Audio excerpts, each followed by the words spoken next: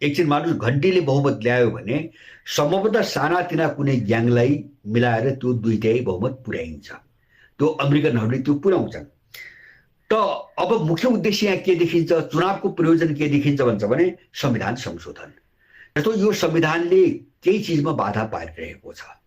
संविधानमा संशोधन गर्नुपर्ने केही कुराहरू छन्। म तपाईहरुलाई एउटा उदाहरण दिउँ, विश्वको एउटा उदाहरण। 2019 मा अमेरिकनहरूले युक्रेनमा यही गरे। जेलेन्स्कीलाई प्रयोग गरेर संविधान संशोधन गर्न लगाए र उनले युक्रेनलाई नेटोमा सामेल गर्ने एउटा कानुन संविधानमा चाहिँ एउटा दफा उपदफा संविधानमा सामेल गर्न लगाए, जबकि नेटोमा सामेल हुने कि नहुने भन्ने कुरा संविधानमा कहीँ पनि लेखिँदैन। तर उनले गराए। त्यो नै रुसलाई बिस्क्याउने, रुसलाई चाहिँ तपाईको जिस्क्याउने र युक्रेनसँग भिडाउनुको निम्ति एउटा महत्त्वपूर्ण कारण बन्यो।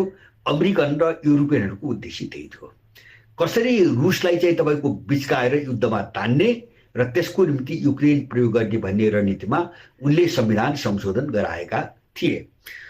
अब यहाँ केही अप्ठ्याराहरू छन्। जस्तो यहाँ अप्ठ्यारा भने के हो भन्छ भने अमेरिकाको एमसीसी प्रोजेक्ट नेपालमा काम गरिरहेको छ, यहाँहरूलाई थाहा छ। र त्यो प्रोजेक्टमा झन्नै झन्नै आधा मिसन अमेरिकनहरूले सफल पारिसकेका छन्। कहाँ पारेका छन्? जस्तो एउटा सम्झौता अनुसार पूर्वाञ्चलदेखि मध्यपश्चिमाञ्चल भनेको छ, अथवा गण्डकीसम्म मेचीदेखि, त्यो सिङ्गो भूगोलमा अमेरिकन कानुन प्रभावकारी हुने एउटा सम्झौता छ। र अमेरिकन कानुन वा अमेरिकनहरूको स्वार्थसँग बाझिएका नेपालका जम्मै कानुनहरू तपाईको निष्क्रिय हुने भनिएको छ, नम्बर 1।